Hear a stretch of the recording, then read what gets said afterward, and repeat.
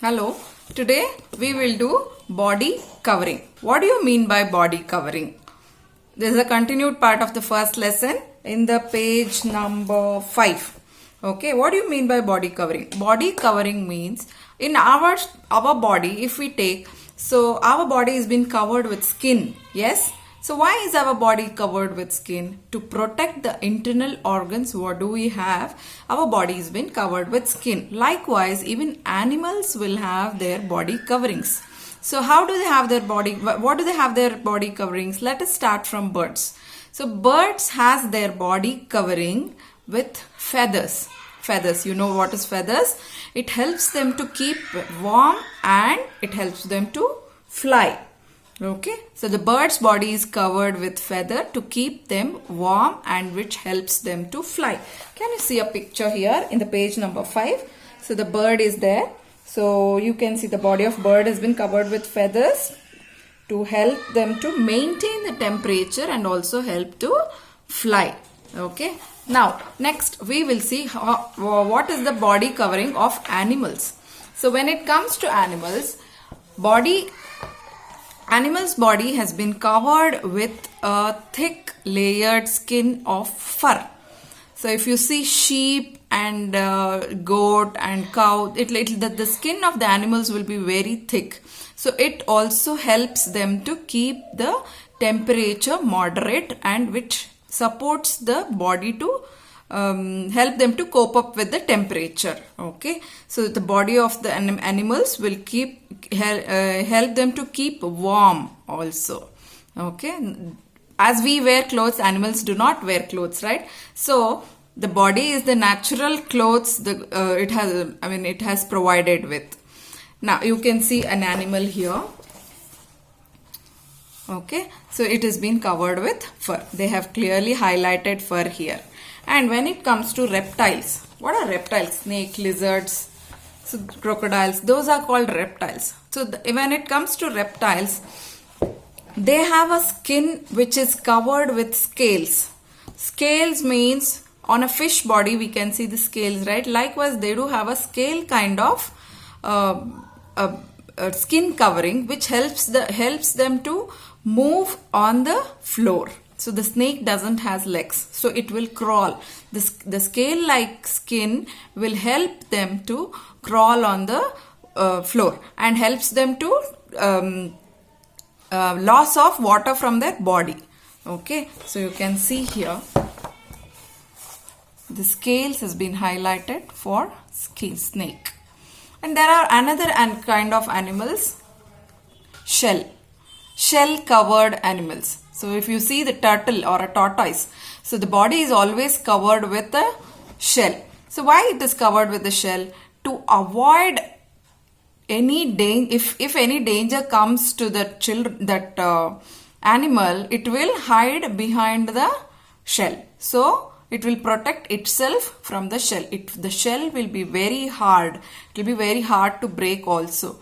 So it's a natural kind of protection to these kind of animals. Okay, and I want you all to do this quick recall. It says name the animals having the following types of body covering. So you have to name 2 types of animals. They have not, yes, they have mentioned 2 types of animals. You have to do this activity in your textbook. Okay. So the next topic is feeding habits of animals. What do you mean by feeding habits? Feeding habits means the kind of food the animal will consume is called feeding habits. Why do we eat first of all? We eat for our growth and development. Growth is a physical growth. Physical growth means when we are born, we were the small baby. Now we are not small baby. Our food has helped us to grow. So likewise, the animals will also depend on food for the development and growth. So there are 4 types of feeding habits of the animals. First one is herbivorous. What do you mean by herbivorous? Herbs means plants. The animals which are dependent on plants are called herbivorous animals. Animals like deer, cow, sheep, goat, those are called herbivorous animals. The animals which are dependent only on plants. It will eat only plants are called herbivorous animals. And second one is carnivorous. What do you mean by carnivorous animals? Carnivorous animals are the animals which depend on the flesh of other animal. So if you see a lion will not eat plants. It will always hunt for its prey and it will eat the flesh of another animal. Second one is carnivorous. And the third one is scavengers. What do you mean by scavengers? Scavengers means the animals which eat the flesh of other dead or decayed animal. Dead means which is no more. Decayed means if the dead body is lying for more than 2 or 3 days, it starts to stink, it starts to smell.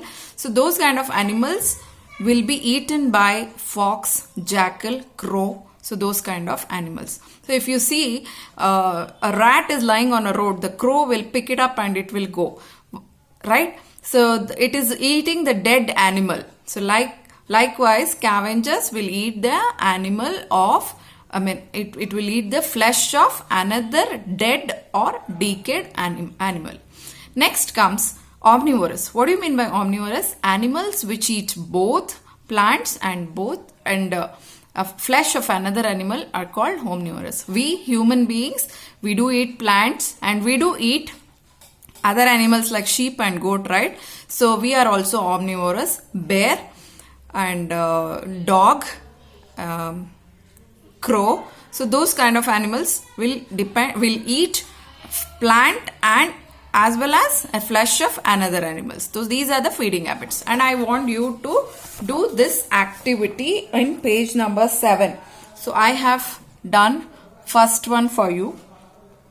I have done everything. Kindly try to do it on your own and also read this lesson without fail.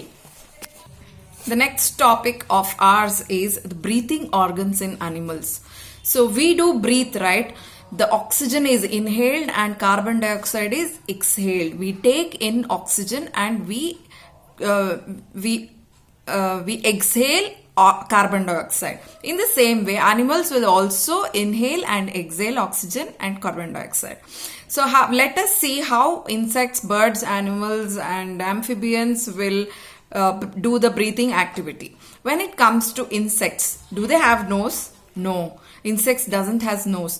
It breathes to the holes which is there in the body. Insect's body is been covered with the small holes. They breathe through that we call it as spiracles. And when it comes to aquatic animals like fish and many other animals, aquatic animal which lives in water, a gill is the breathing organ which helps them to breathe the dissolved oxygen in the water. Aquatic means the animal which lives in water. So it helps them to, the gill is the organ which helps the animal to breathe. And next comes the animals, birds and reptiles. So how does these animals breathe? So we do human beings. Birds, animals, reptiles and human beings breathe through our lungs. So we inhale carbon dioxide, it goes to our lungs. In the same way for all the 4 animals, 4 kind of birds, animals and human beings. So they use lungs as their main breathing organ. When it comes to amphibians, what are amphibians? Amphibians means the animal which live both on land and water. For example, frog. Frog lives in both land and water, right? So frog uses gills when it is there in the water, and when it is there on the land it uses lungs. So it uses both gill and lung while breathing. Okay, so I want you to do the quick recall of this. Kindly read this, what is this, and say whether the statement is true or false. I want you to do this activity. Next class we will see what is the other topics which is being covered in this lesson. The next is pending is movement in animals and migration. Thank you.